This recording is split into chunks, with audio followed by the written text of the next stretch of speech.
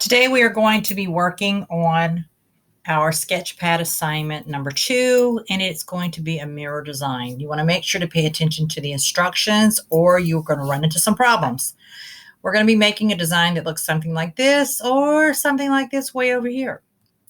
We also have a checklist right here that has a list of things that you need to take care of and make sure that you've done. So I'm going to go ahead and increase the size of my screen here and I have gone into Sketchpad. So you want to go into Sketchpad yourself and you may see an old assignment. So you need to set up your page, and the page needs to be set up to be 5 by 5. So this is how you do that. You go up here where it says pixel or px and you change that to inches. And then here you highlight and type in 5 because your numbers are going to look different than mine, and tap in 5, blank, choose blank, and then hit create. So once we have our blank screen here, we can begin to work on our project. So the first thing we want to do is we want to open up the mirror project or the mirror tool. And it's going to be right here. It's going to be third from the top. Yours, you may have something, another icon here that looks different than this one. So you just click there and hit the down arrow and choose mirror. You also want to make sure that paint into layer is turned off. This is set to normal. Fill is turned off. And if it's on, you just double tap the water drop here until you see the line there. You want to choose an outline. We'll talk about that in a second. Well, we can do it now. So you can choose radial or linear, even a pattern or a solid color. It's totally up to you. I've chosen a radial color. All right. Then we want to come down to here where it's line width and sectors. Line width is the size of the dot. So if you see my dot is really large. So I want to turn that down to draw to about 17 pixels. So if I can adjust it here to get to 17. There we go. That's about the right size. And then the sectors is how many dots you have. So if I turn mirror off, right now I have 10 dots and it says 10 right here. I can increase or decrease the amount of dots by this number here or by sliding it. So you want to set this to 10 so that it's 10 dots. And then we're going to turn mirror on, which will now have 20 dots, but they work as one. So we're going to start and you can experiment and you can drag out. And you want to make sure you go all the way off the page. And if you don't like it, undo it. Try another design. And if you don't like it, you can undo it. I kind of like to start here in the middle and then go down and then out and around to create a really nice design. So make sure that you go off the page with it. Then the next thing we need to do is we're going to create some dots. And so remember we talked about the dot size is right here. So these are kind of small. So the first thing I want to do is I want to turn off mirror.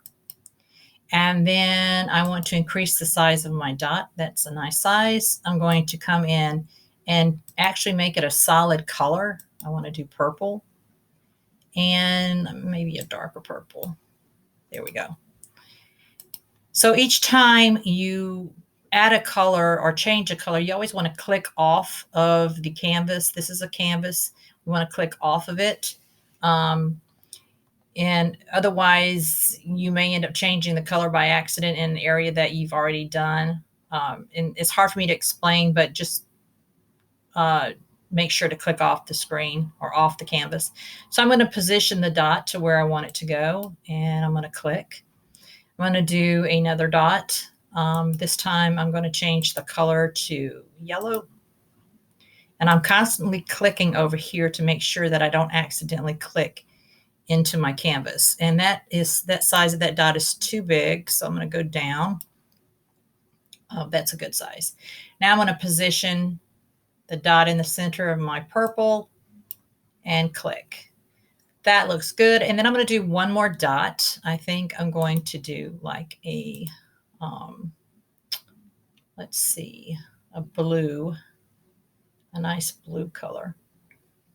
And you can also adjust your colors over here on the right, but I'm just going to keep it with what the palette has. And I'm going to add that dot. I think I want to make it bigger also. So I'm going to make it bigger. Let's see. Yep, that's a good size. Okay, so that's about where I want it to go. I want it to go right there. And then I'm going to click. Click off the canvas. And now I'm going to start filling in my color. So, or filling in my white background with color. So I want to make sure that the pixel fill is on and not vector.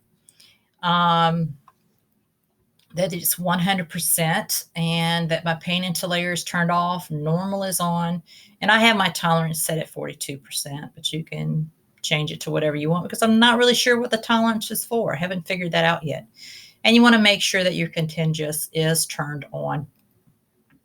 So now I'm going to grab a color and I'm going to do maybe a light purple and come in and click. Sometimes you have to click twice. Now, as long as I'm using this one color, I'm staying on the canvas.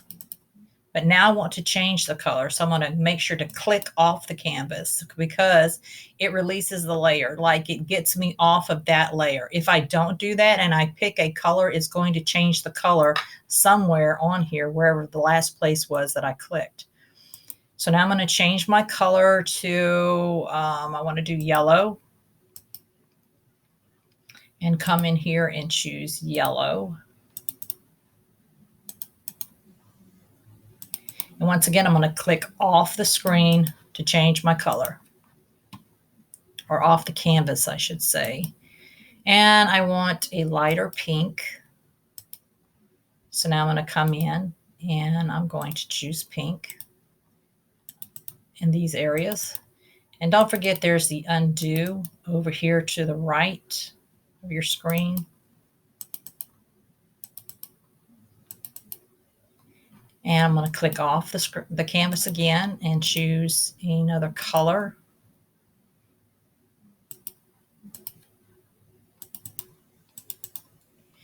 And I'm going to keep doing this until I have everything filled in.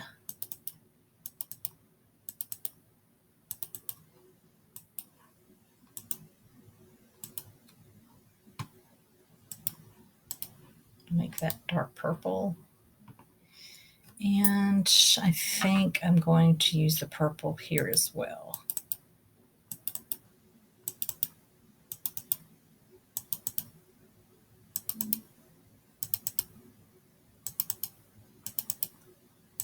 And so little tiny white pieces that you see there, I can't fill those in. Those are just too small.